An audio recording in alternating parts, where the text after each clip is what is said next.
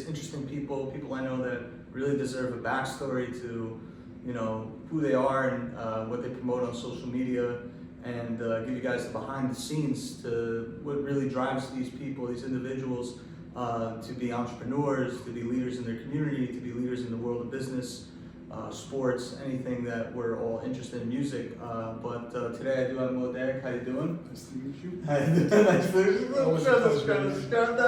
Scrap that shit. No, we're gonna keep going. Yeah, but like I said, we have Moder, and basically I met you online through being fans of New York Knicks. Yeah. And I heard that you had a car wash, and we went to your car wash, and it's been in Brooklyn for how long? How long have you had that car wash? 14 years now. 14 years. And what is your first memory of the car wash? The first memory is when we built it. We built it from scratch. So my father's been in the gas station and car wash business for about 30 years now. And we've had multiple gas stations, and it came to a point where he wanted to expand and make something bigger. Mm-hmm. So we had an idea of a car wash. And in 2007, it's been 18 years now, we started building the property, building the gas station and car wash from scratch. We officially opened around 2010. Mm. So growing up as a kid, for me personally, I saw my parents go to work. My mom was a social worker, my dad was clergy, he was a rabbi, and I kind of understood that right away. But I just want to get into your mindset as a young child of your parents. Like, what was like the family dynamics? Seeing your dad work, and how did that inspire you? Yeah, I mean, growing up the whole time, we were 4 kids, and I'm the oldest. My father was working every single day, 7 days a week. Sundays he would take off to spend time with the family. But he was just the provider for the family. My mother was a stay-at-home mom, which I still think is a hard job, just as hard as working outside of anything, it's harder. And she raised the 4 kids, all of us, as my dad was working day in and day out to get home for dinner. So the one thing that we had growing up was that every night we had dinner together as a family. Mm-hmm. So even though my father spent all his time at work, he would come home every night, and at 6 p.m. we were all sitting down at the dinner table, and we would all talk about our days, talk about school, we would talk about work, but we'd have dinner as a family together every single night. So it's good to be able to be very family-oriented growing up. And so what kind of food you guys have at the dinner? Everything, man. I'm Lebanese, so there's obviously Lebanese food, Mediterranean food, but my mother cooks everything. Right. My parents have been here since the 80s, so being here for 40 years, they're able to cook Italian food, pasta, anything, Greek food, seafood, everything. So you get everything. What was your favorite dinner that you would have at your parents growing up? Me and you have the same favorite dish. So baked ziti. It's phenomenal. You get it in a nice aluminum pan, the cheese on top. I love baked ziti. I love some baked ziti. So you're growing up, your dad, I want you to tell the story about your dad and how he got involved in the fashion industry. I'm going to work back with your father's story, but I don't want to go all the way back right away. So your dad was pretty well known in the garment, fashion industry in New York. You want to tell us a little bit about that? And my father came here, he was young. He was 20 years old. And he started working as a private driver for somebody, just driving him around 7 days a week, 15 hours a day, on call. My dad loved the fashion business, the clothing business. He started to get more involved into the clothing business, and he opened up a store in the middle of Upper East Side of Manhattan. And he was on Lexington, very well known. He started selling Aniche, Fubu, Sean John, Rockaware. Was there for about 12 years. And what time frame is this? Late 80s? This was 91 to 97. Okay. This for 6 years then. And this is the time where LL Cool J was the face of New York City. Right. Fubu was there. LL Cool J was the big star coming out of New York City. Big Pun was still here. You started having now not just Fubu, but Aniche, Fat Farm, Timberland started making a come up now in the time. So my dad was big into that business in the 90s.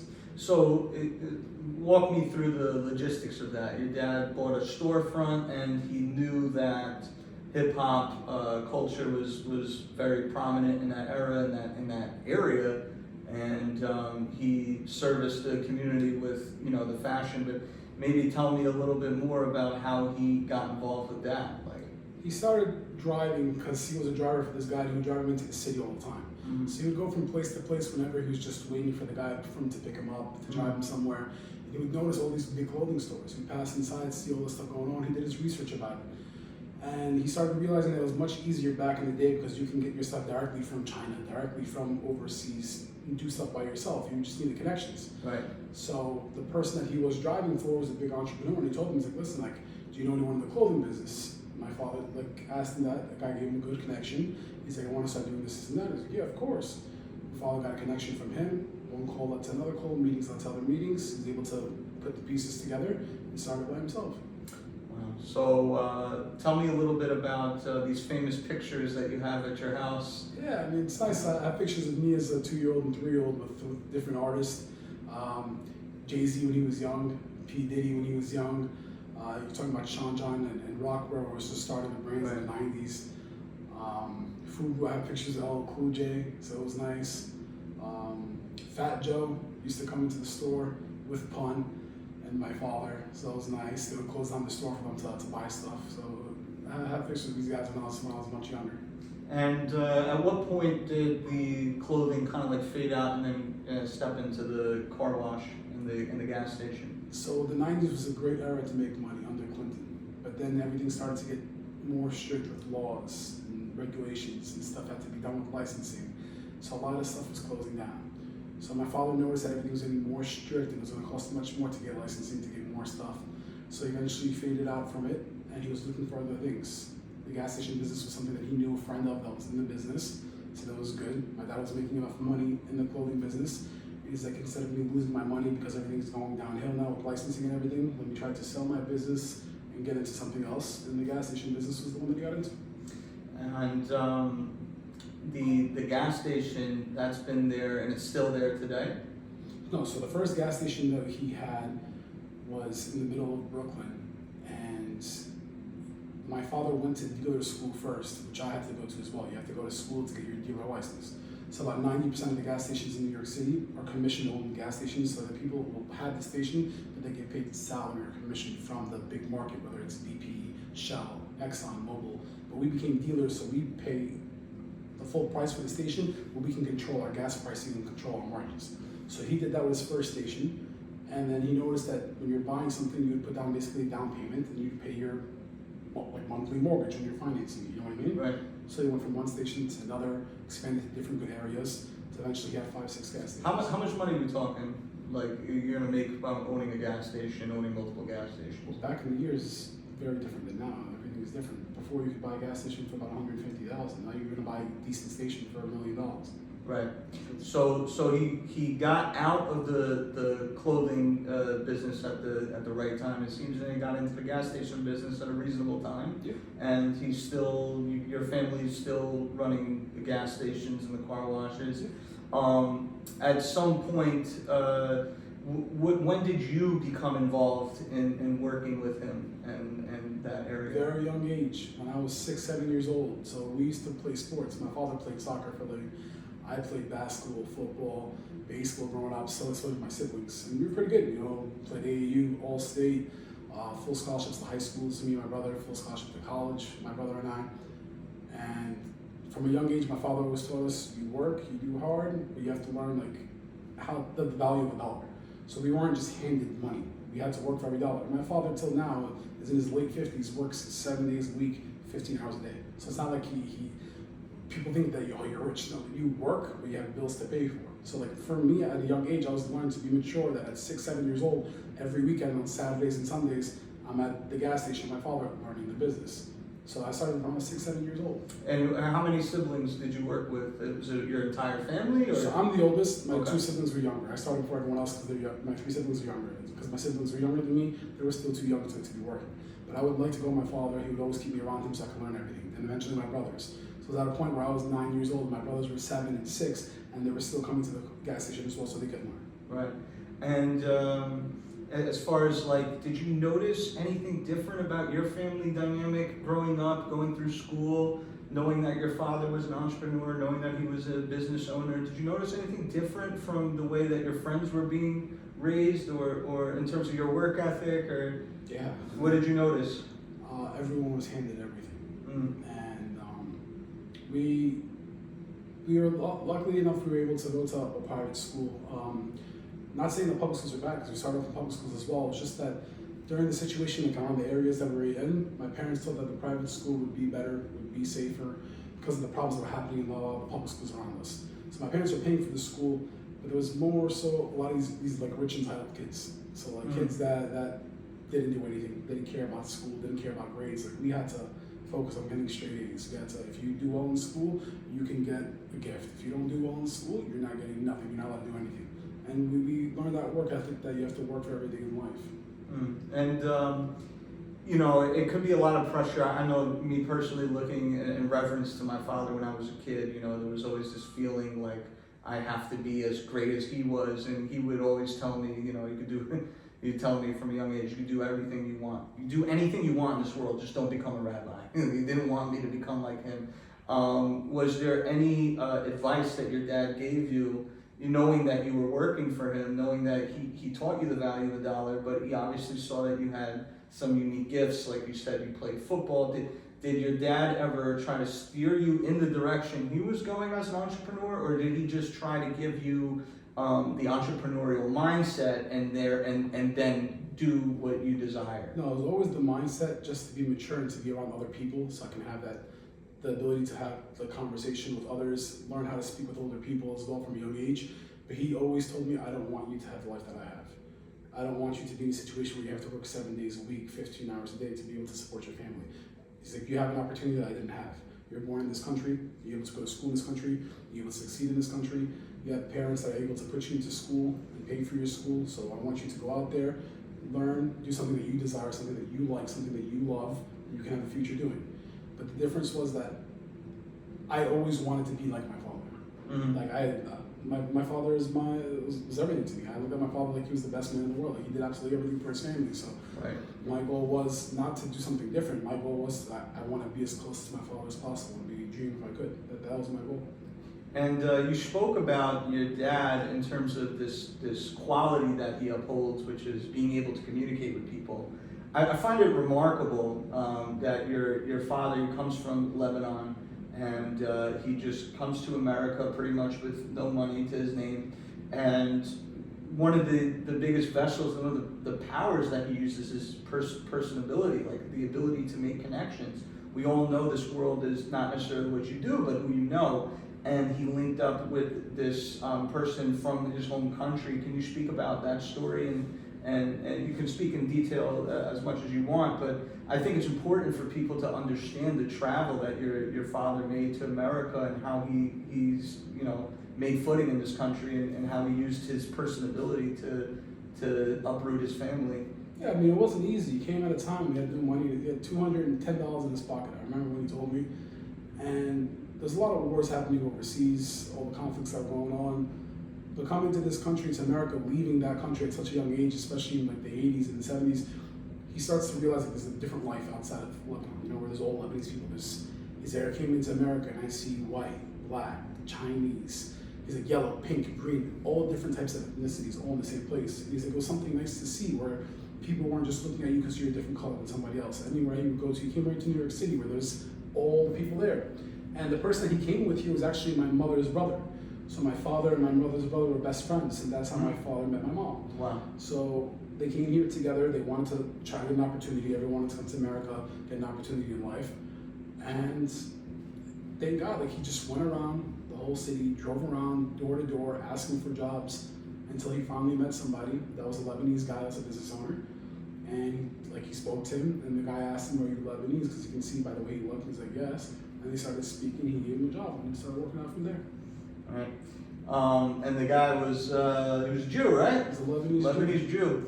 And do you ever think, while you're sitting quietly at night, your wife's asleep, and you're like, wow, I followed in my father's footsteps, and I got this great opportunity by also meeting a Jewish guy. Of course. I'm just playing with you. He gives me more opportunity than I give him. But, no, it's the one beauty that I love is that, especially being from New York City, and the one thing I learned from my father at a very young age is that there's good and bad in all type of people. Right. So it's not like look at TV or what's happening with the Jews and the Muslims mean that they all hate each other. Right. I call you my brother to other people, and everyone knows that. And you're Jewish and not Muslim. It doesn't mean anything to me. There's good and bad in everything. What happens around the world doesn't affect each person individually the same way. So is there extremists in certain things? 100%. Is there a main quote that's happening around the world where people hate other people? I understand it overseas because the problems are happening, but to me in my life, the way I was raised, that you don't discriminate against anybody.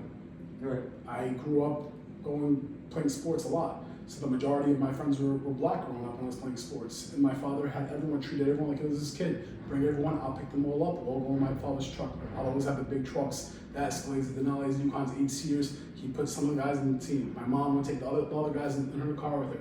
He didn't care who they were, what they were. Right. As long as they were respectful, they were nice. He's like, you put yourself around anybody, no matter what they are, because there's good and bad in everyone. Right, and I think that testimony is not it's not platformed as much as the testimony of pain, trauma, hatred, because obviously when you go through something negative, it sticks more than something positive. You don't really sit and reflect on what's virtuous until it's either too late or you have very little time left to really do it. I kind of got into the habit of reaching out to people preemptively and thanking them through DMs, and I see their name and I see it as an opportunity to reach out to them, because if you could say, you give people their flowers while they're here. Of course. And I do think that our friendship is, I'm a big proponent of saying that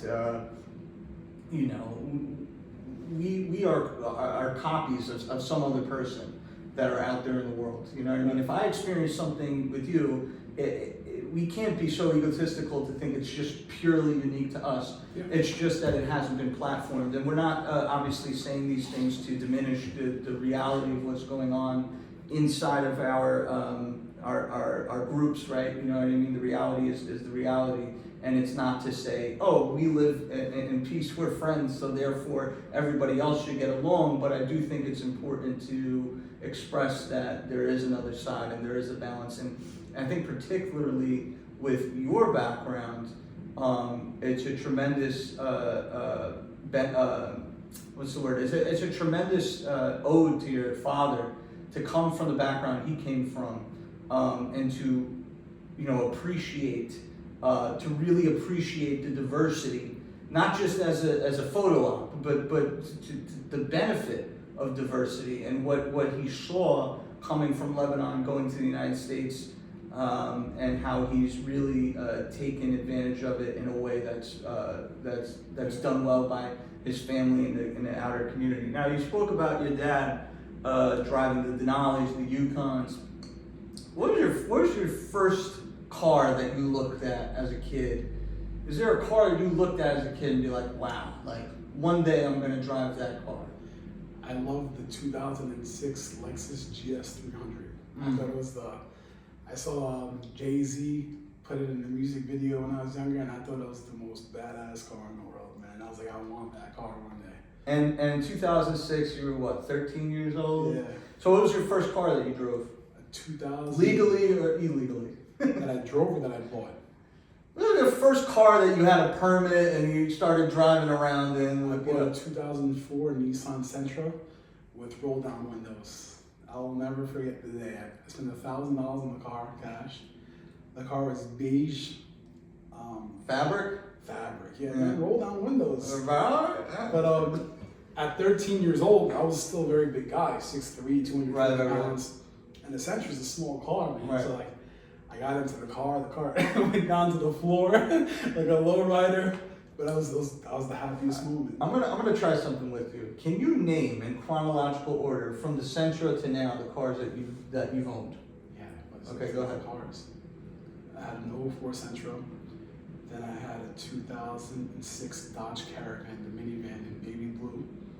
Then I bought a 2007 the Lexus that I wanted. It was my dream, the GS. I ended up getting that car. Then I bought a 2016 Infiniti FX50 Sport SUV. I got that for myself. It was like, now I'm officially old enough and I can afford the car that I want. I was in college. And then I graduated college. And then I got a 2017 Lexus GS 350. And then I bought a 2017 Nissan GTR Skyline. Now these are overlapping, or you're buying used cars, you're buying new ones? Like new, used, and I would get out of them. I would sell them and get into another one. Okay. And then everything else was new after the minivan. Everything else I got was brand new. Right. So we were at the 2017. Keep The going. Nissan GTR. I got rid of it and I got a 2019 Range Rover Sport. Then I got rid of it, 2019 Range Rover Velar Aerodynamic. I got rid of it, and now I've had 4 pickup trucks back to back to back to back. Dodge Ram 1500s. You always used to tell me when I was shopping for the car when me and Michelle were building a family. They one of the cars I was driving at the time was the Tesla, right? And you were telling me about, hey man, I've done it too. I've downsized. I used to drive luxury cars. What kind of mindset do you have to be when you do drive luxury and you have to go, you're a family man, you have a wife, you have a child. What kind of mindset do you have to have when you've driven the cars that really make you feel like it fits you as a man, but then you have to understand, I have a family now, I have to get more practical usage out of driving. Like what kind of mindset do you get? What kind of advice would you give to people? I honestly think the one thing that's the difference when you're younger to when you get older is that you mature, and you obviously want to show off when you're younger, spend the money that you have. I mean, my advice to anyone, especially not being married, having kids, is that you want to save as much money as possible. And I started upsizing my car, the vehicle, to be something bigger, but it would get cheaper and cheaper and cheaper to save as much money as possible. And I think that unless you're rich and you can afford whatever you want, drive what you can afford. Right. I think a very good line that we hear from a famous rapper: if you can't buy it twice, then you can't afford it. Right. And I think that's true. And I'm at a point where you want to focus on saving for your family. This world only gets more expensive. It's gotten much, much more expensive. And I was like, I have 2 cars in my house. I need a truck for myself for work. I have a truck for my wife. She drives my daughter all around. She needs a car for herself as well. So it's more practical and safe for the kids to have the car seats in the back of an SUV if you can afford it. If you can't afford it, then you have to get a car. You know what I mean? So I just think that you start to mature and understanding what your expenses are and how much you can afford to what you can't afford. Right. So at some point you start managing the car wash, correct? You start working and Yes. pretty much taking a little bit of ownership of it in terms of hiring the staff and making sure that the store is open, running, and doing promotions and things like that. Was that your first experience in terms of having a ownership, independent, entrepreneurial role, or did you do something else to develop that skill set?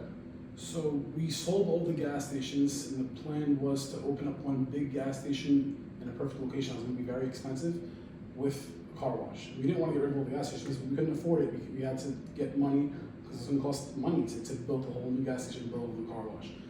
And as we started building it, my father was like, "Berg, I'm going to deal with the gas station, and you and your brother are going to deal with the car wash. You run everything, you show your brother everything, your brother's going to take care of everything after you." And I was like, "All right, sounds good." So we did everything with the car wash together. I started doing that. I was running everything with the car wash as he was doing the gas station. At the same time, I was always involved in cars. So I had I went and I applied for my dealer's license, and I was going to the auction for the past 15 years, and I'll buy 2-3 cars a week. I'll put them up on the block of the gas station, and I would sell those cars. So as I'm working the car wash, people would call me, and when they're interested in the car, I would sell those cars. So I was doing 2 for 1 basically to save as much money as possible. So that was my first managerial position. And so you're working at you're managing the car wash. You're working at the car wash, and you're seeing all these different cars come in at some. And also, you say you're buying and reselling cars. What took so long for you to start this business? Because it seems to me that you had an intimate knowledge about it, and now you just started this year. What was the hesitancy? Where did you say, maybe not now, maybe a little bit later? What prompted you to start this business? Multiple things. The first thing is that as much as I love being in the family business, doing what I have to do, I also see that my father's getting older, and I'm not the type of person where he's getting older, this business is all yours. That's not the way I see it. I want him to be able to retire one day, sell the business, and make some money so he can spend some time with my mother. That's the goal for everybody. I don't think he deserves to work 7 days a week for him not to be able to get the time to relax. You know what I mean? So I was like, I love this business with the cars. It took me a while because there was a lot of competition in this business, and these people have been doing it for 20 years. They were much older than me. And I was always the young guy that everyone thought was much older. you thought I was much older than you, and I'm younger than you. Right. And I was like, I want to get involved into something, but I want to do it the right way because I have a family, I have a mortgage, I have bills to pay. I don't want to start a business that's not going to succeed, and then I screw myself with all the bills that I have monthly, and then I put myself in debt. That was the biggest problem. So I did my homework month after month. It took me about 2-3 years to do my homework the right way, eventually until. So you've been applying on this? Yeah. Was this something that you thought of during COVID, or was this something before? Yeah. Even before COVID, I've been wanting to do this, and my father told me you should always do it. But to me, it's like this isn't a business that you can do by yourself. Every person that had this business was 1, 2, 3 partners. So I had my partner now. Me and him, we've been friends for about 15 years, and he's been in this business working for somebody in the business for about 10 years. So he knows the business very well. And me and him are very good friends, and we discussed about going into the business together, opening up our own business together. Since I've been working for others, we can have people work for us, and we can do it because we have the experience. And we put our sets together, we sat down week after week, month after month, we did our homework, we found the store, and thank God, all from there. Me and my partner Eunice now, we thank God that we were able to open the business. So how long has this business been open for? The storefront has been open since November 1st of 24. And we're here in Bayonne, New Jersey. Yeah, in Bayonne, New Jersey, right across the street from the water. We're the only leasing company in Bayonne, New Jersey. So the location was great for us because there's no one around us. Right. So we wanted to get to a nice new and upcoming location where we thought it would benefit the people around us, the community around us, and it would benefit us as well. Yeah, it's a very interesting spot. You know, you look outside, you see the water. It's very nice complexes out here. Very close to. You have access into the city through Jersey City. You know what I mean? And you got a lot of clients from around New York City, the different boroughs, Jersey. But you also one of the benefits of your business is that you have deliverability. You can push your cars out to pretty much anybody in the United States. I think even overseas as well. Can you explain how that works? Because when I tell people, we can deliver to your house, they're kind of like excited about it, but they want to know how. Like, how do you do that? Being a broker, a licensed broker, we have the ability to speak to dealers and have connections with dealers to get the cost price of cars. So at a dealership, they're going to want to charge you to make $4,000 or $5,000 on you, get some money into their pocket. That's what they do. They're workers that work for a bigger company. Me as myself, my goal is that I can get the same car that you're going to get from the dealer, but instead of you sitting down at the dealership, waiting for the bank to approve you, sitting there for 4 or 5 hours for them to say, oh yeah, we'll charge you $300 a month, and you get there, the paperwork shows you $600 a month. I'll discuss everything with you over the phone. You tell me whatever car you're interested in. I have my connections as a dealer and broker with every single car brand in the United States. And I'll reach out to all of my dealers to see who has the best pricing on that specific vehicle that you want. And I'll get you the pricing that's going to be better than anybody else. Once we agree on it, we'll send you the contract. We'll tell you how much everything's going to cost. You agree. We get you to fill out a credit application on our website. You send us your license. We get an approval by the bank. We send it straight to the bank. Once it is an approval, we'll go out to the dealership. We'll pick up the car. And we'll deliver the car right to your house where you sign the paperwork for the car. So you have a connection, like what would be like? Have you delivered a car in Florida? Have you delivered? Yeah, we've delivered. So tell me about the logistics of that. So you delivered a car, you called somebody on the phone, and somebody called us from Florida. And it's actually a professional sports player. And any specific sport? Soccer. Okay. All right. I don't want to put it on blast. Yeah, it's a professional soccer player. They just didn't want their stuff being. It's not messy. Private. No. I wish no. A professional soccer player in Florida wanted a Mercedes truck, and he heard about us from somebody that he knew in Florida, and they reached out to us, and we were able to get the car that they want. We gave him the price that he wanted, and we don't just lease. We lease, we sell, we buy, we finance, whatever it is. And he wanted to buy the vehicle. We gave him a price, and the cost of the car that we gave him was about $6,000 cheaper than anyone I was giving him in Florida. Right. And we agreed on everything. We sent him the pictures of the car. We sent him the paperwork of the car, Carfax. We loved everything about it. We connected on a price. He agreed on the price. We sent him the paperwork. He sent us the money. We had the car over here. I put the car on a truck, and it was a closed truck as well. It was a closed container, and we delivered the car right to his house in Florida. Right.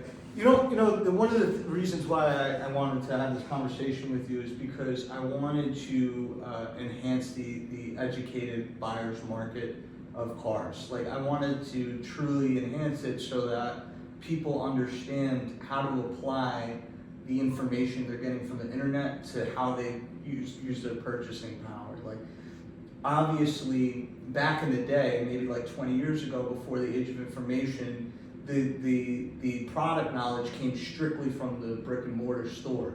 Now you have guys like Forrest Auto Reviews who's like doing like a plethora of, you know, here's the new Nissan, here's the new Honda, here's the new Chevy Equinox, here's the new Kia Sorento, and he does like a whole description in 60 seconds, and people within 60 seconds can pretty much get the information that they were going to be sold on the bells and whistles at the storefront. So they really, in all essence, you're not even selling the car really at these dealerships. You're pretty much getting into numbers, but like you said, their numbers have to be marked up because they're a corporation and people gotta get paid.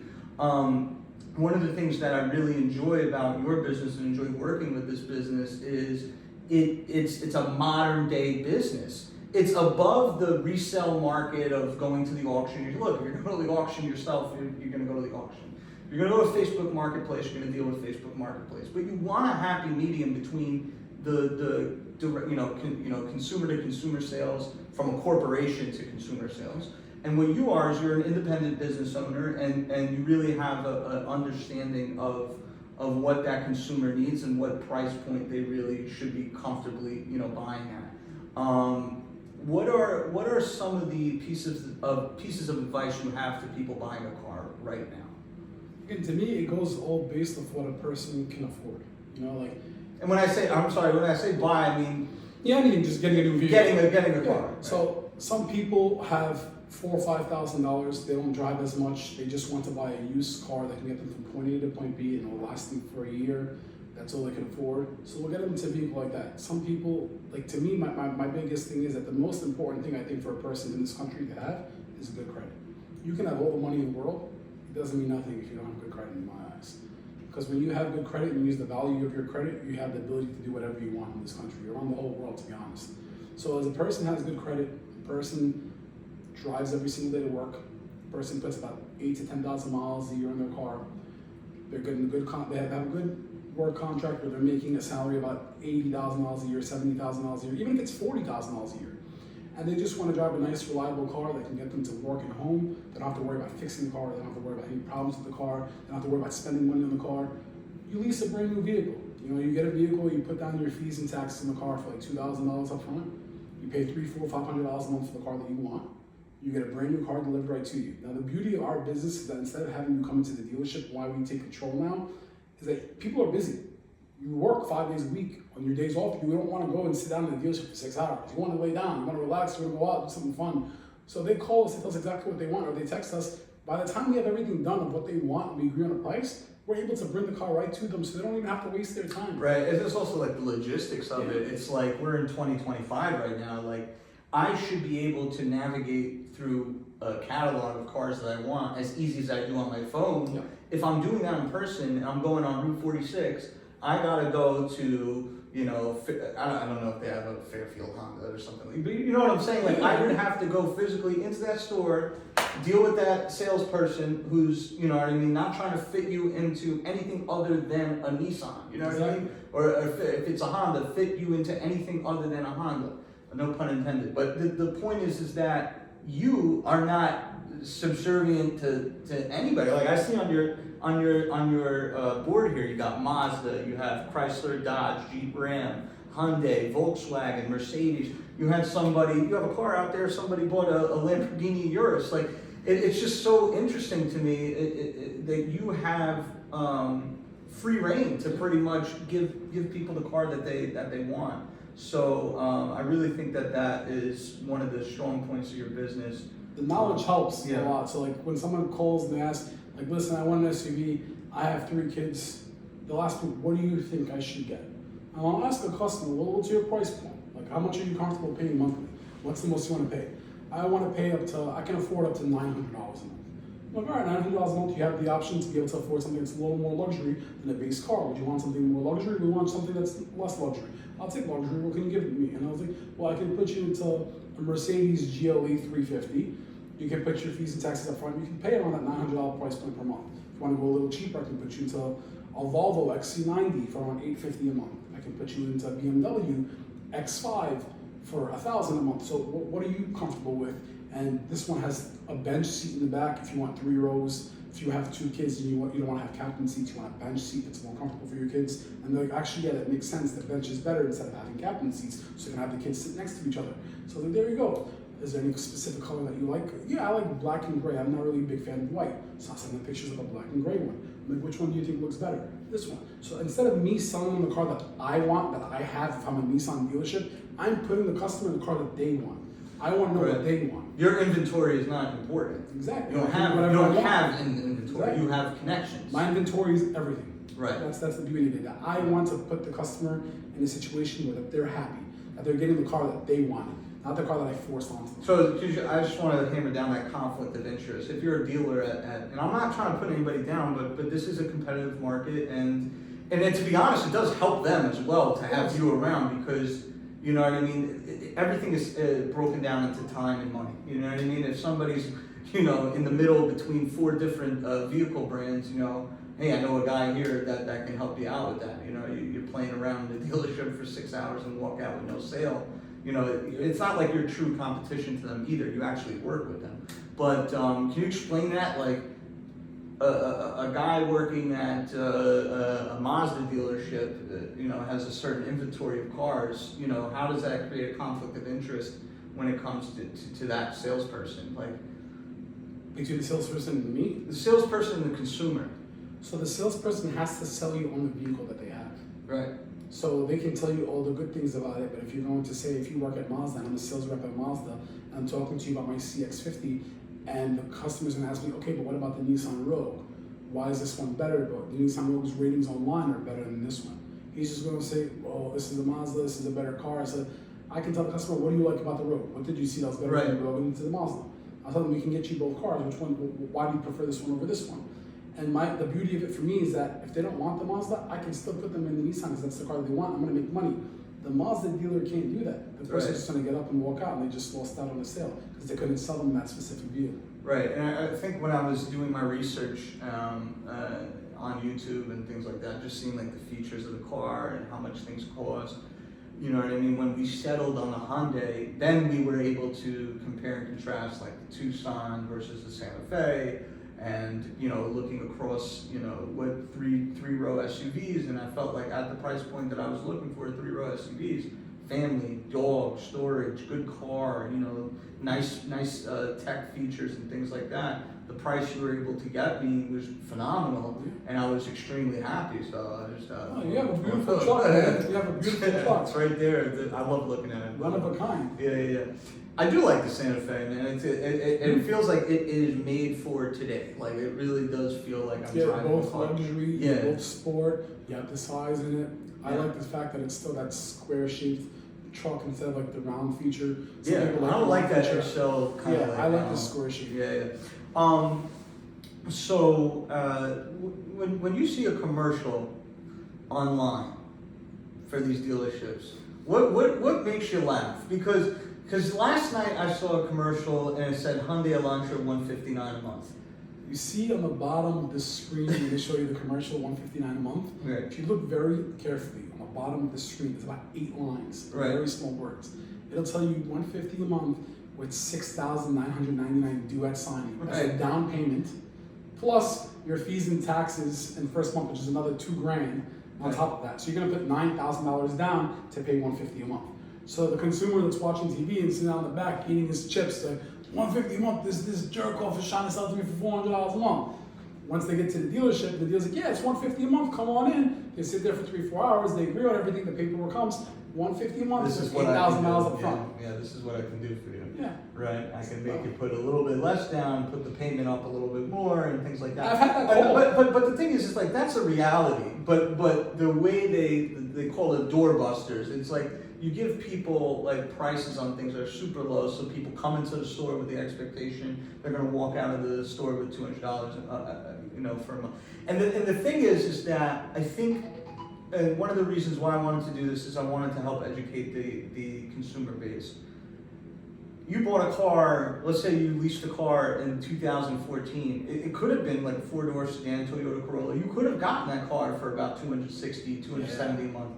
Why is it now that a Toyota Corolla is what, $480 a month? Like, why is that? Can you explain to the people? I mean, inflation is a real thing. Right. And after COVID, the banks and the dealerships and the car market, even though people didn't have money, people were still spending money. A lot of America's in debt. Mm-hmm. A lot of people spend money that they don't have. Mm-hmm. People were still paying top dollar for vehicles and cars when they couldn't afford it.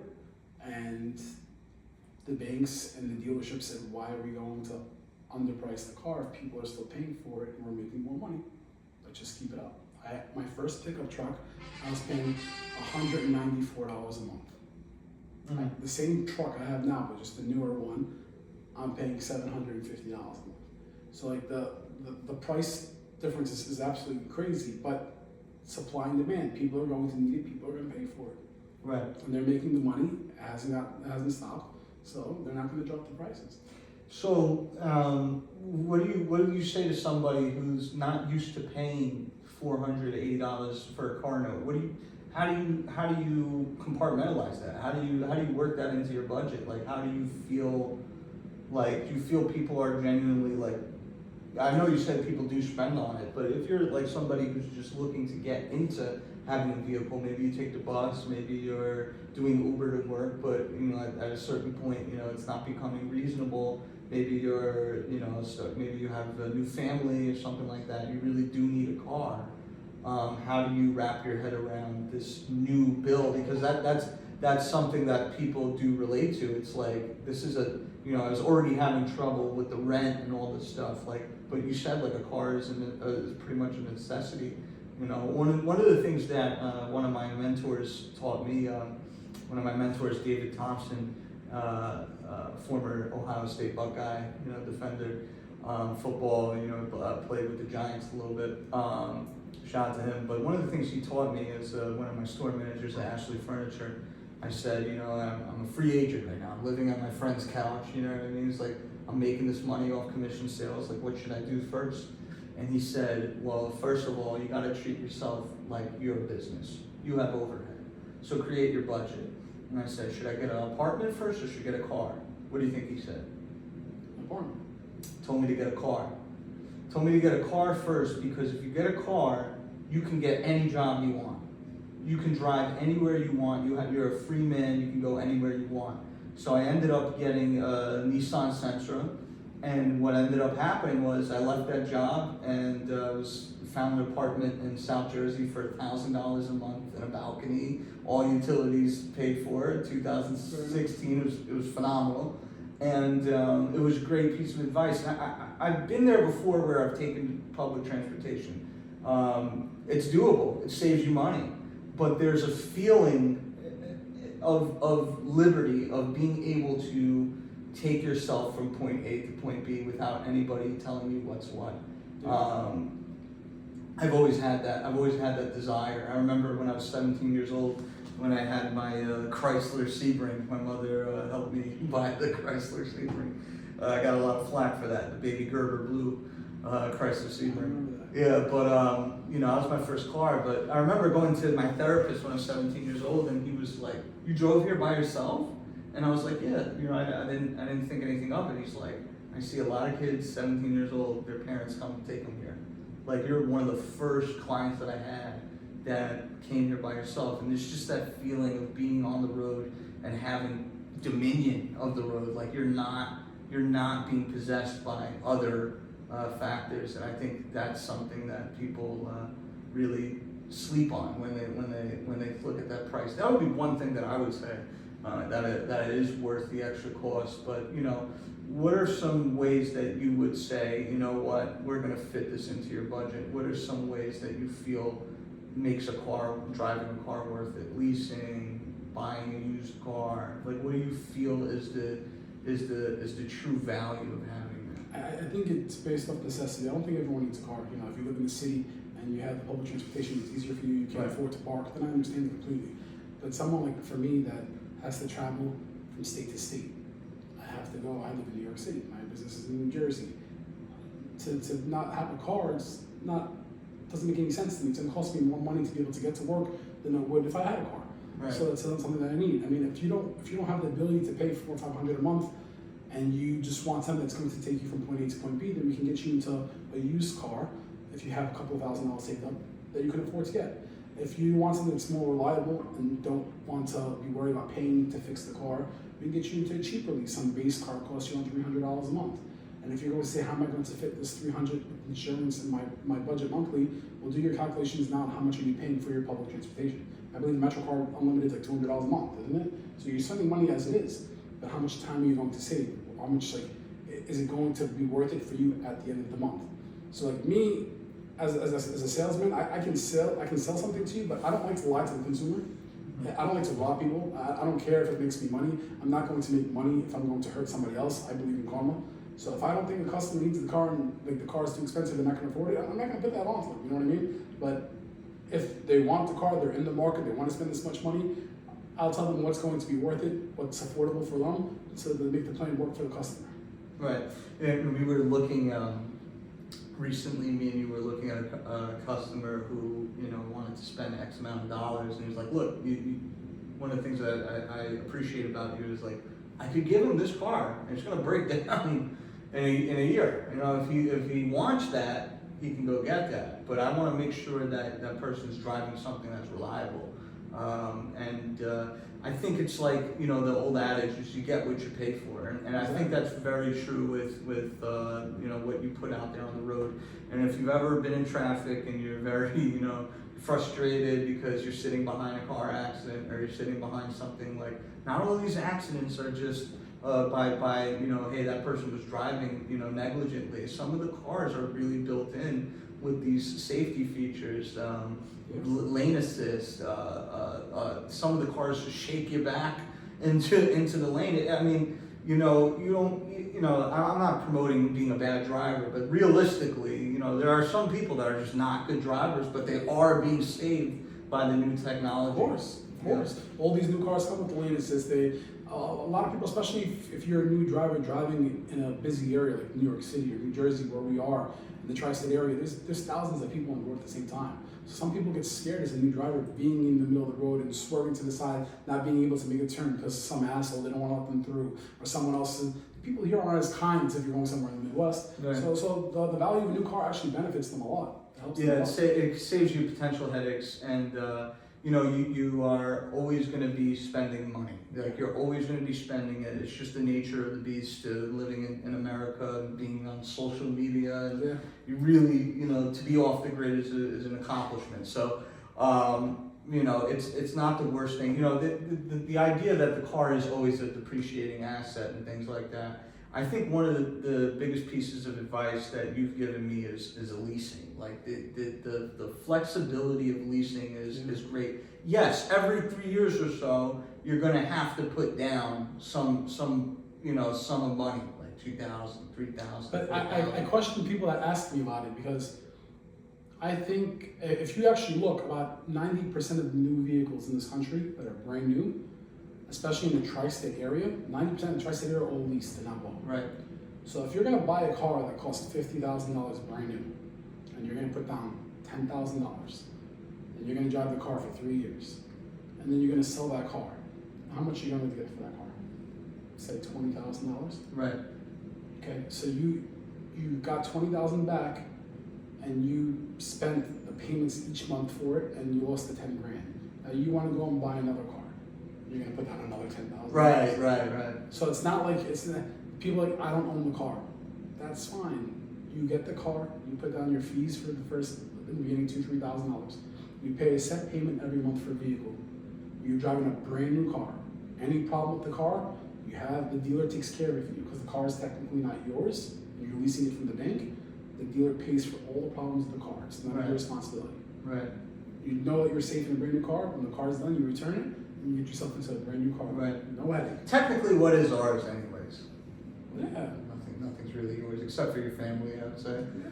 But like nothing is really yours, anyways. Like, it could all be seized tomorrow. I got a little deep there, but I do appreciate you being an independent business owner. I appreciate the one of the things that I really wish that society had is I wish there were more connections of Mo to the up and coming kid graduating high school.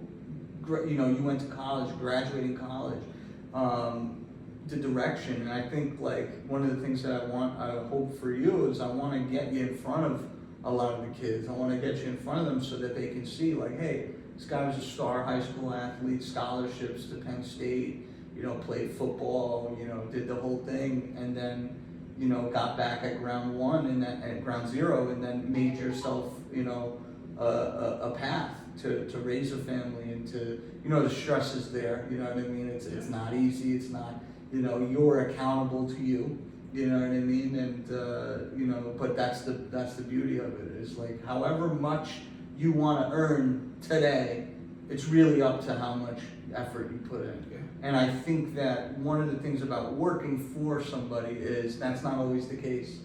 I could be working really hard, I could be making a lot of breakthroughs at my job, but at the end of the day, the value is the value that was given to me, which I signed on the contract. And there's nothing wrong to me. Like, I don't want people to think that I think there's something wrong with working for somebody. I don't see anything wrong with it. I think the most important thing though is that when you want to decide your future, that you have to really focus and put the effort in. And don't expect anything to be handed to you. Because people don't know who you are, people don't know your story. So people can think that I have stuff handed to me. I can care less. I know what my story is. I know how much I work. Like, you see me, you see how I'm at my office every day in the morning. I'm up every day at 5 o'clock in the morning. So like, I know that you have the ability to do whatever you want, especially in this country, especially in America. I think that's the beauty of America, is that if you bust your ass, you can get something done. Nothing's easy. There's multiple times where I'm struggling and I'm going through a lot, but you have to stand back up. So like working for somebody or having your own business, whatever it is, you just have to bust your ass and be focused to make sure you can get it done. And I really think anyone has the ability to do so. Like, that's the hardest thing, is just mentally to be focused and to listen. And I think a lot of the younger generation, they don't like to listen. They don't like to be told what to do. But I think the smartest thing to do is to listen and take as much advice as you possibly can for someone that's older than you. Right. We'll end it with like a couple questions, a couple interesting questions. What is your favorite car right now on the market? Car? Porsche 911 GTR S3. I mean, I think the Porsche is one of the most beautiful made cars in the world. What about it makes you? I think it's a real driver's car. Right. The speed. Have you ever driven? Yeah, of course. The flexibility of the car. I've sold one. Right. I think that you have everything you want, from the luxury to the sport to the way that the car drives. I think it's a real driver's car, is a Porsche. Most overrated car on the market. Most overrated car on the market. Don't be afraid. And I know the answer. I know the answer. You're probably overthinking it, but I think G-Wagons are the most overrated cars. you think G-Wagons? Not my boy Elon? I mean, Elon gives you affordability, so I think it makes sense for some people that want to pay the $300-400 a month on an electric car. So the affordability is there for it. I love the G-Wagon. I just don't think it's worth $3,000-4,000 a month. Mm-hmm. That's my thing on it. Dream client. The dream client? Just star athletes, man. Not even celebrities, just athletes. Being an athlete that wanted to be a professional athlete growing up. If I can get like even if I was a big Knick fan, and if I'm giving Jalen Brunson a car, if I'm giving OG Anunoby a car, one of these guys in the Knicks car, if I'm giving Tibbs a new Range Rover, I'll be more than happy to do that. But like probably a New York athlete or someone on the New York sports team. Daniel Jones, maybe. Definitely not. He's a Minnesota Viking. You wouldn't hook up Daniel Jones? I can't say it on the camera when I would do Daniel Jones. All right. What is maybe some clients that you're proud that you served? It could be me. It could be me. No, you are one of them. I honestly, I like giving to not just my friends, but I like giving to people that think that they can't afford something because it's going to hurt them. But I was able to find a way to give them a great deal on the car that they wanted, knowing that they're comfortable and they can afford it. Mm. So there's one lady that I delivered a car to her in upstate New York. It was like a 4-hour drive. And she has a 2-year-old daughter, and she was having a divorce. And her husband took everything, and she couldn't really afford something, but still needed an SUV. And she had a budget, and she knew that she wasn't able to get something great with that budget, but I was actually able to put her in the car that she wanted with that budget. And I didn't make as much money as I could on that car, but I felt like being able to help that person and her actually appreciating it led to her referring 4 other people to me, to like getting my name out there, saying that this guy will work with you, he was a nice guy, he got me the car that I wanted, and he took care of me. And then all of her friends and family came to me as well for a car. So like to me, I like to do that. I like to take care of people. Even if I make $100 on a car, if I'm barely making anything, just getting my name out there so someone knows that I'm giving them the effort to put them in a good car, to spread my information all around the place, all around to everybody else. Okay, and then to end the episode, just look into the camera and just give just a piece of wisdom, piece of advice for people out there trying to get it, man. Waking up like you did early this morning. You got your little baby, man. You got your girl. You got your wife. Pressures around the world, politics, wars going on. All these things that are important, but they at the same time they serve as blocks to really focus. Like, how do you get up every day and get to what you need to secure your family and make everybody feel safe and prosperous? Like, what do you have to say to the people? You have to. No one's going to do it but yourself. You have to. Times get hard. Not everything's easy in life. No one's going to do it but yourself. Make a plan. Focus on your plan. Take care of the people around you, and the people around you will take care of you as well. Mutual respect is very big. You respect others, others will respect you. You listen to others, you'll learn from what you listen to. Just focus on it, make a plan, and don't give up. No matter how many times you fall down, no matter how many times you fail, get up and try it again. Because I've failed multiple times, and I've been in multiple positions where I've lost a lot of money, and I felt like I lost everything, and I wanted to give up. But thank God, I have a family that was by my side. I have an amazing wife who's by my side that's helped me. My wife that understood that starting a new business was going to be hard. I couldn't afford a lot of things. And we can't spend on this, we can't spend on that, we can't do this, we can't do that. She stood by my side and she helped me. And I appreciate her for it. We have a beautiful daughter. And thank God, man, I do everything for my family to make sure that they're secure for the future. So don't think about today, think about tomorrow. Don't spend the money on a flashy chain or spend the money on a brand new thing if you can't afford it. Save every dollar you can and think about investing for tomorrow so that your life will be better for the rest of your life. I'm telling you. Thank you, Mo. Thank you, man. Appreciate you. Where can the people find you? Where can the people find your store? You can catch us on Instagram at Elite Motor Leasing or EliteMotorLeasing.com. We're in Bayonne, New Jersey, 1 Flagship Street, Suite 100A. If you want a brand new car, you want to sell your car, you want to get out of a lease, whatever it is, just give us a call. You can call Rob as well. You'll be able to find us, man. We appreciate it. All right, man. Thank you for coming on. And everybody stay blessed, man.